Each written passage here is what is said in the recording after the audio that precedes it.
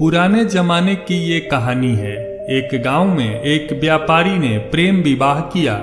हालांकि तब प्रेम विवाह करना कोई छोटी या आम बात नहीं थी, लेकिन फिर भी व्यापारी और उसकी प्रेमिका, जो अब उसकी धर्मपत्नी बन चुकी थी, उनका सच्चा प्रेम देखकर लोगों ने उन्हें स्वीकार कर लिया और लोग उनके प्यार की मिसाल देने लगे थे। वे दोनों भी अपने प्यार से भरी नए संसार में काफी खुश थे। लोग ये देखकर हैरान रह जाते कि उन दोनों में कभी किसी वस्तु या विषय को लेकर कभी झगड़े नहीं होते थे। व्यापारी और उसकी पत्नी ने अपनी प्यार की रोशनी सदा रोशन रखने के लिए एक नियम बनाया था। उन दिनों लोग रात को छतों पर मशाल जलाया करते थे ताकि घर आंगन में उजाला रहे और सोने के समय उन्हें बुझा देते। प्रेमी जोड़े ने तय किया था कि वे जब तक साथ रहेंगे तब तक उनके घर की मशाल जलती रहेगी। अब रात होते ही पूरे गांव में अंधेरा हो जाता, लेकिन एकमात्र इस व्यापारी का घर रोशनी से जगमगाता रहता। वहां का राजा एक बड़े से महल में रहता था। हर रात को सोने से पहले वो अपनी रानी के साथ महल के छत पर जाकर आसमान के नजारे देखता था। एक बार जब राजा अपनी रानी के साथ छत पर चांद सितारे देख रहा था, तब दोनों की नजर व्यापारी के जगमगाते हुए घर पर पड़ी। राजा और रानी दोनों ही उसके बारे में चर्चा करने लगे। राजा ने कहा कि इस प्रेमी जोड़े में पति समझदार है, इसलिए उनका साथ अच्छे से चल रहा है। रानी राजा से सहमत नहीं थी। रानी का कहना था, जरूर पत्नी ही ज्यादा समझदार होगी और वह पति के और उसके घर वालों के गलतियों को नजरअंदाज कर देती होगी। इसके बिना उसके परिवार का इतने अच्छे से चलना संभव नहीं है। राजा रानी की चर्चा बहस में और फिर बाद में झगड़े में बदल गई। अंत में राजा ने कहा कि हम क्यों झगड़ा करें, एक काम करते हैं, उनकी परीक्षा लेते हैं और देखते हैं कि कौन ज्यादा समझदार है। रानी को भी यह सुझाव पसंद आया। राजा ने उनकी परीक्षा लेने के लिए एक योजना रानी को बताई। अगले दिन योजना के मुताबिक रानी ने व्यापारी के घर एक स्त्री को भेजा। वह स्त्री व्यापारी के पास गई और उससे बोली, मैं तुम्हारे लिए रानी का एक संदेश लेकर आया हूँ। वो स्त्री संकोच करते हुए व्यापारी से बोली कि रानी को तुम बहुत पसंद आ गए हो। अगर तुम अपनी पत्नी को छोड़ दो या उसकी हत्या कर दो तो रानी तुमसे शादी करने के लिए तैयार है। महिला की बात सुनकर व्यापारी को गुस्सा आ गया, लेकिन उसने अपने गुस्से पर काबू रखते हुए उस महिला से कहा कि ऐसी 1000 रानियां भी आ जाएंगी, तब भी मैं अपनी पत्नी को धोखा नहीं देने वाला। तुम मेरी तरफ से रानी से माफी मांग लेना और कहना ऐसा प्रस्ताव दोबारा न भेजें। उस स्त्री से व्यापारी ने जो कहा था वह बात राजा और रानी को जाकर बता दी। व्यापारी का ऐसा जवाब सुनकर राजा खुश हो गया, क्योंकि राजा जैसा सोचता था व्यापारी उतना ही समझदार निकला। अब व्यापारी की पत्नी की परीक्षा की बारी थी। राजा ने एक आदमी को उसके पास भेजा। आदमी ने व्यापारी की पत्नी से कहा कि तुम राजा को पसंद आ गई हो। राजा ने मुझसे ये संदेश भिजवाया है कि अगर तुम अपने पति को मार देती हो तो वो तुमसे शादी करके तुम्हें अपनी रानी बना लेंगे। आदमी की बातें सुनकर पहले तो व्यापारी की पत्नी कुछ भी नहीं बोली। जब आदमी वहां से जाने लगा तब पीछे से व्यापारी की पत्नी ने कहा कि आज रात को जब मशाल बुझ जाएगी तो समझ लेना मैंने अपने पति की हत्या कर दी है। राजा के आदमी ने इस घटना का वर्णन राजा और रानी के सामने जाकर किया। राजा को व्यापारी की पत्नी पर काफी गुस्सा आया, लेकिन रानी ने राजा से कहा कि वह सिर्फ ऐसा कह सकती है, कर नहीं सकती। आखिर वह उसकी पत्नी है और प्रेमिका भी। राजा ने तय किया कि व्यापारी को खतरे में नहीं डालना चाहिए, इसलिए राजा ने अपने कुछ सिपाहियों को आदेश देकर उसके घर के पास खड़ा रहने के लिए कहा।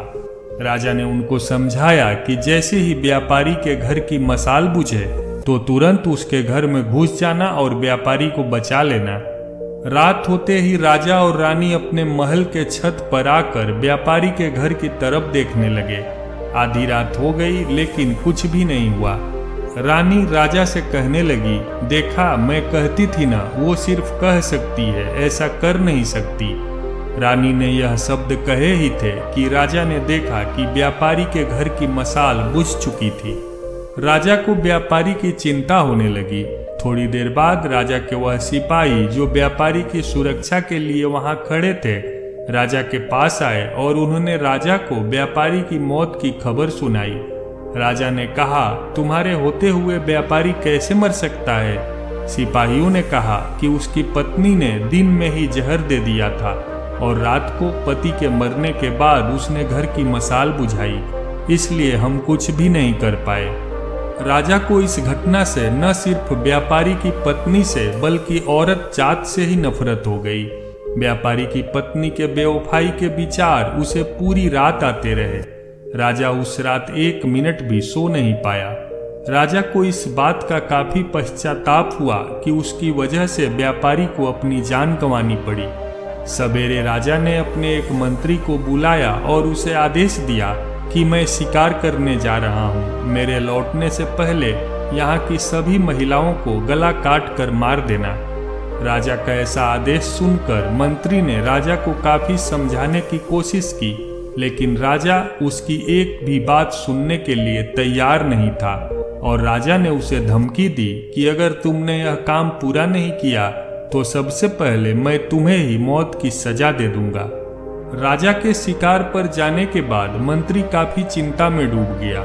जब मंत्री को कुछ भी नहीं समझ आ रहा था तो मंत्री सीधे अपने पिता के घर गया, जो पहले राजा के पिता के यहाँ मंत्री रह चुका था और काफी समझदार था। मंत्री ने अपने पिता को सारी बात बताई। बेटे की बात सुनने के बाद उसके पिता ने उससे कहा कि सबसे पहले तुम कहीं पर छुप जाओ, क्योंकि राजा जब लौटेगा और देखेगा कि तुमने उसका हुक्म नहीं माना है तो वह तुम्हें सजा देगा।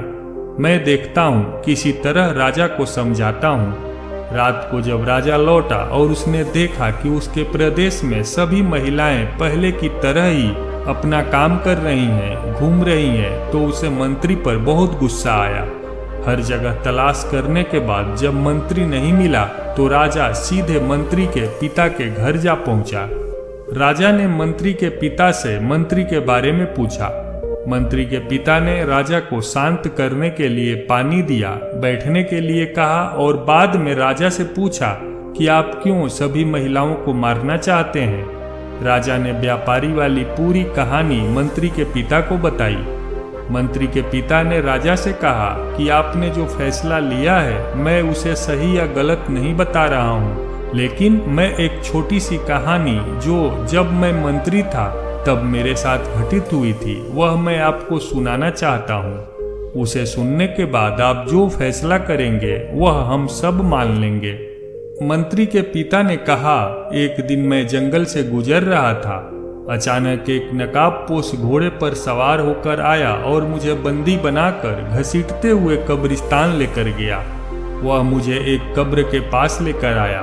वहां पर पहले से एक कब्र खुदी हुई थी और एक सर कटा आदमी उस कब्र में था। उस नकाबपोश ने मुझे उस कब्र में मिट्टी डालने के लिए कहा। जब मैंने कब्र को पूरी तरह मिट्टी से ढक दिया तब उसने मुझे बाजू में एक और कब्र खोदने के लिए कहा। मुझे लगा यह दूसरी कब्र मेरे लिए ही खोदी जा रही है।